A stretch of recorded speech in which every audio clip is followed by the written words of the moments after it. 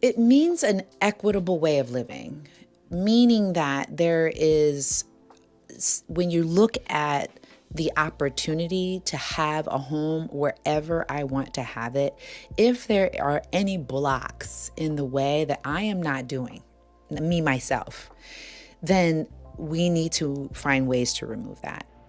Fair housing means knowing that everyone is treated fairly and that you should be able to live wherever you want to live without there being any um, setbacks. Fair housing is really simple to me. If I can afford to buy it, I should have the right to buy it. If I can afford the rent, I should be able to rent it. That's at the core of it, right? That's the bottom line. To me, fair housing means that everybody has a right to have a place to call home, that they have a nice quality home to come to, that it's safe, that it's affordable, that it makes sense for their wherever they are in their life. Fair housing to me represents everyone's dream. There are so many people out there who are privileged in the capacity that they don't have to think about when they go in to apply for a loan, or they don't have to think about when they go and put in an application for housing if they're going to be subjected to things that are centered around their race or their gender or their sexual orientation. It's those things that we take for granted. But yet we have to have a law so that everybody has the opportunity to experience that type of freedom where you can walk into any space and not have to think about those things that generally the marginalized community does have to think about.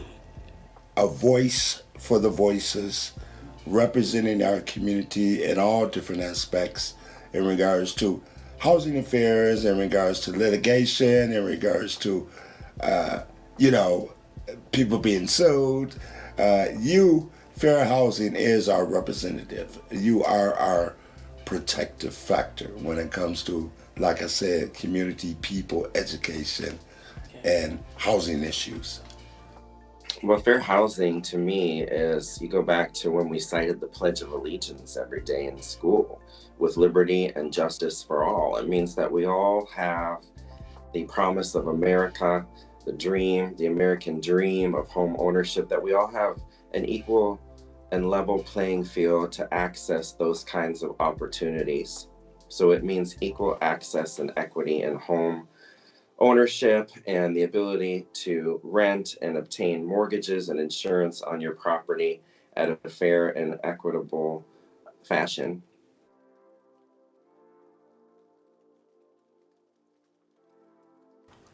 I believe fair housing is such an important issue, especially now, because it has so many lasting impacts on your access to food, on your access to services, on your access to having positive relationships with law enforcement. There are so many different aspects of where you live that can determine your outcomes in life.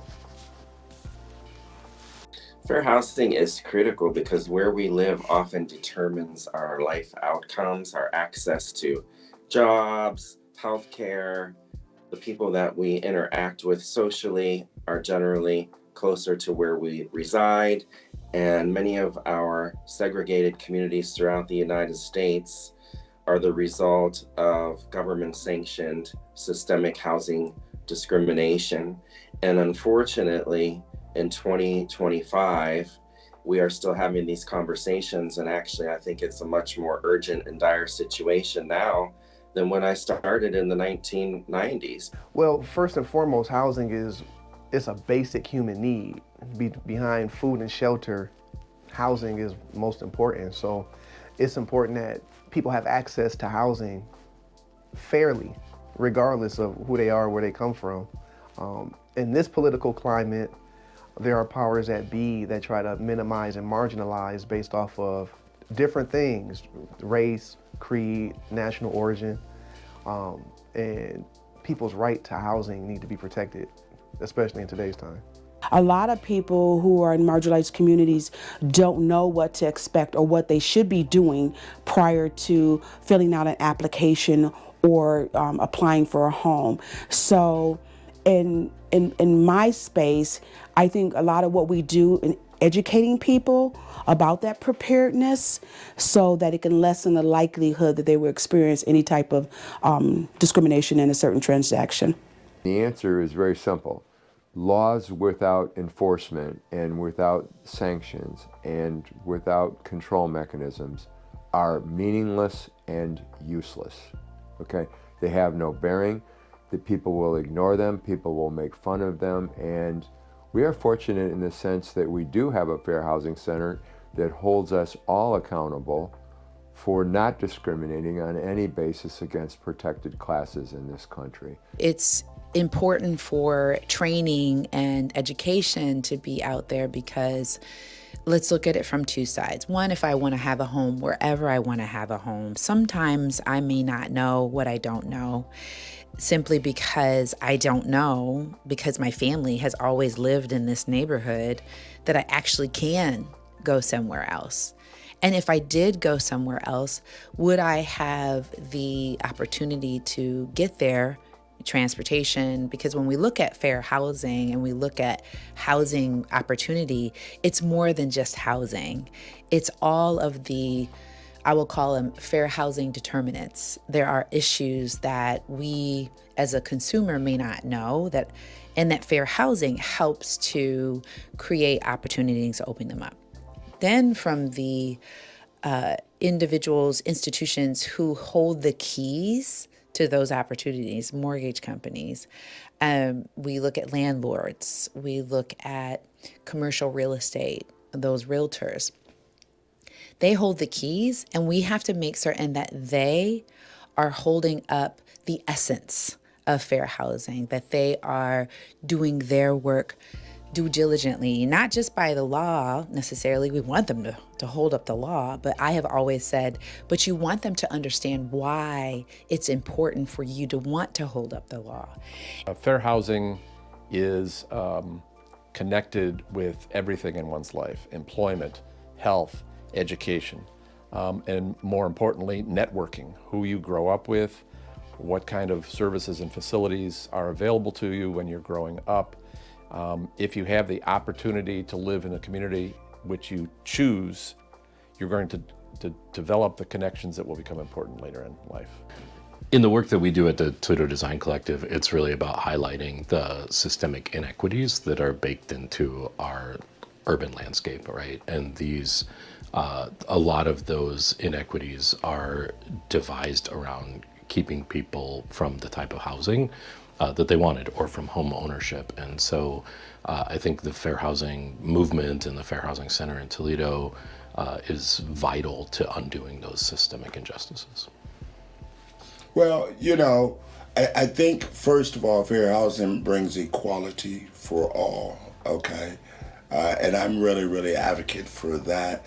And I think a lot of times our disabled people are kind of looked past. So you pick up on those, you protect the people who are disabled. And I just think in general, like I said, you're a voice for the voiceless. And the way the economy is right now, sometimes people can't afford to live where they would like to live. And so, for various reasons. And so, for me, you make that possible because you're an advocate for us, okay? The community, like I said, and moving forward, just offering that platform where there's a lot more confidence in us because we believe in you and your mission. So I think fair housing is so important, particularly in today's social and political climate, because fair housing is at the heart of many of the issues that impact our lives, right? So the ability to have safe and secure housing is a necessity.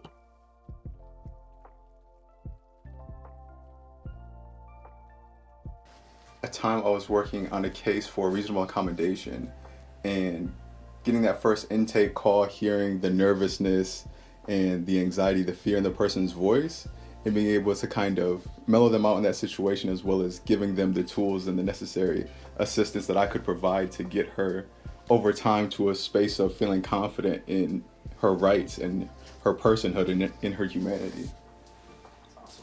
Well, I'll give you a frank example. One time in the early days of my career, I had people tell me, well, you know, I'm not selling to so-and-so or these kinds of people and stuff. And I would say, well, if that's really how you feel and you're not going to change your mind, I can't be part of this, because next week, if you violate fair housing laws, the enforcement vehicle for this at the time is the FBI, and they're going to show up at your door.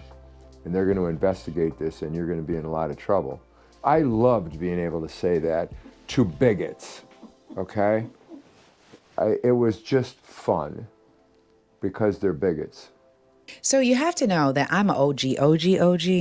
I'm not as OG as, the original directors, like Lisa Rice or Shayna, but I worked with the OG attorney, Steve Dane, and I was like the Aaron Brockovich of the Fair Housing versus Nationwide case. And so I was this young attorney who was working with Steve Dane, and I wasn't hired. I wasn't with Fair Housing Center, but at the time we were the law firm that the Fair Housing Center hired to help in the Fair Housing versus Nationwide iconic redlining case. And so I was the individual going out interviewing all of these amazing people in their homes in the Old West End, Westmoreland, and really listening to people. And I found at that time that I enjoyed that. I enjoyed connecting with the people who were being impacted, who did not know that this was actually an issue. This is the reason why you weren't able to get the insurance level that you were. So for me, in the moment of sitting with Steve Dane and then sitting with Lisa Rice, who was the most funniest, most real person for me, because here she was, and she'd say, "Really, Steve? You can't do that? Oh my goodness." And she would be drinking maybe some tea, and she'd be like stirring it, and she'd be sipping it. And I just watched Lisa, and I would go, I like the way she rolls. Like there was just a confidence about her. There was this knowing that she was doing the right work. And of course, Steve just knew it. And I was just the person sitting there going like this. I just felt like I absolutely love this. I love the idea of doing something right. I love the idea of being patient with it, of analyzing things. Wow, imagine if we had AI back then. I mean, it would have saved us a lot of time. But what I loved about it was the time spent of doing something right, and the fact that Steve Dane bet on it.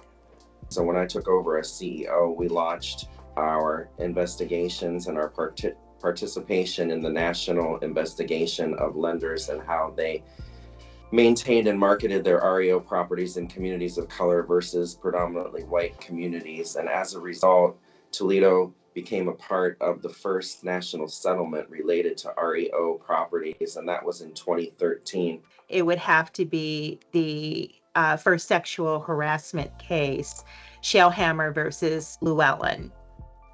And I think that case was so significant for me, one, because I was really young when the Toledo Fair Housing Center was bringing the case. I was an intern. I think I was either in high school or college. But I think I was in college when the Fair Housing Center staff first started investigating the case. And I was just enthralled being involved in the conversations about the testing and investigative methodology, and then subsequently the lawsuit that had to be brought in order to settle the law on the matter and to seek full remedies for the victims in the case. The case was so impactful because there had never been a sexual harassment case before.